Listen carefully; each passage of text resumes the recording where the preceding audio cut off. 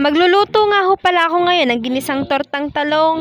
Alas 4 pa nga lang ng madaling araw mga kalalabs ay gising na ako. Magluluto kasi ako ng ulam na pwedeng pambaon sa trabaho. At isa pa, pagluluto ko si asawa ng kanyang umagahan kahit nakakabuisit na siya. Hindi ko nga sana iintindihin pero dahil ako may mahabaging puso para sa mga asawang malalandi ay sige, inintindi ko na rin. Ngayon nga ho, ang lulutuin ko ay ginisang tortang talong. Ang normal nga pong ginagawa pag tortang talong ay iniihaw ang talong pero ako ho, ipiprito ko, igigisa ko ho ang talong. Bukod kasi ho sa pagiging malandi na asawa ko ay napakapihikan din ho niyan sa ulam. Kaya ho ako ito, palagi nag-iisip kung ano ipauulam. Kahapon kasi ang pinaulam ko sa kanya itlog lang. Itlog lang din naman ang inulam ko kaso nagreklamo pa. Kaya ho ito, ang gagawin ko, itlog pa rin naman pero may kasama na hong talong. Pag naman nagreklamo pa, ewan ko na laang. Mabalik nga ho tayo. Nagayat-gayat na ho ako dyan ng sibuyas. Tapos nagayat ako ng talong na pa-rectangle para madali siyang maprito. 35 pesos nga lang ho ang kilo ng talong,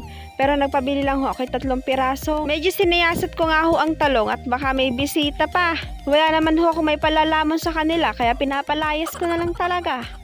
Pagkatapos naman ho ay nagbati naman ako ng 3 itlog. Hinalang ko na nga ho ang kawali at nang mainit na ay naglagay na ako ng mantika.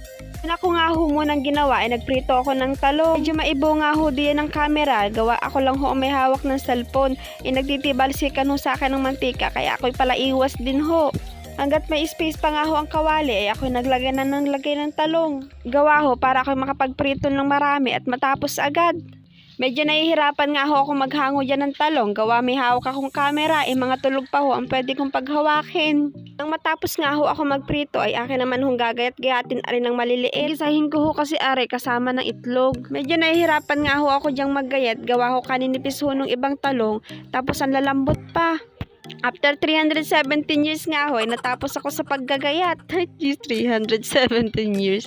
Ko naman hong ginawa ay sinalang ko ulit ho ang kawali at nagisa naman ho ako ng sibuyas. Bala ko pa nga ho sana lagyan ng kamatis yan para talagang torta na. Kaso sa tindahan ho, ay wala silang tindang kamatis. Gawa ho, mahal na ang kilo ngayon. Di pa ang kamatis mahal, ay ako hindi eh. Pagkatapos ko ako mag-isa ring sibuyas, ay sinunod ko naman ho yung ginayat-kiyat kong talong kanina.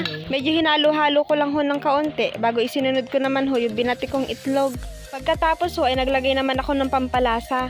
Akin nga hong tinikman muna at baka ho kulang sa lasa o kaya ho ay maalat na. Nakukulangan pa nga ho ako sa lasa dyan kaya kumuha ulit ho ako ng isang magic sarap para maglagay ulit. Halo ko nga lang ho yan para mas kumapit pa ang lasa. Pagkatapos naman ho ay tapos na. Ito na nga po ang aking ginisang tortang talong. Yummy!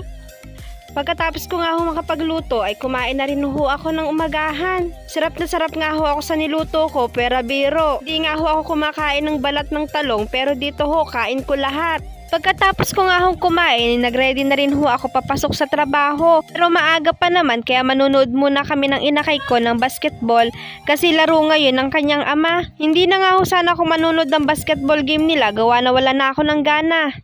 Kaso gusto niyang isamang anak niya doon, di sige pagbigyan. Napakabait ko talaga kaya ako yung pinagagana rin. Kahit nga ho pangalawang beses ko na hong napasok to ay hindi ko pa rin humapigilang mamangha.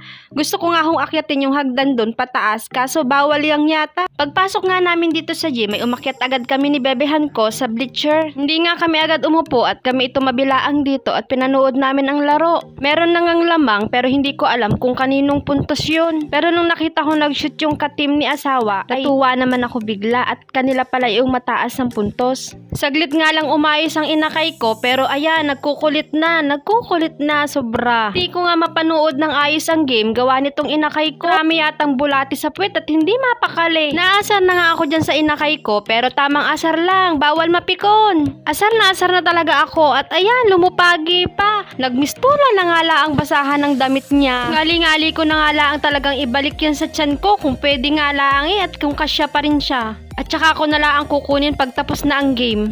Saglit ko nga laang mga kalalabs na papanood ang game at ako'y natingin ulit sa aking anak na ari na naman ang ginagawa. Ay siya mga kalalabs hanggang dito na lang at ako'y mananaway pa ng makulit na bata. Teka nga.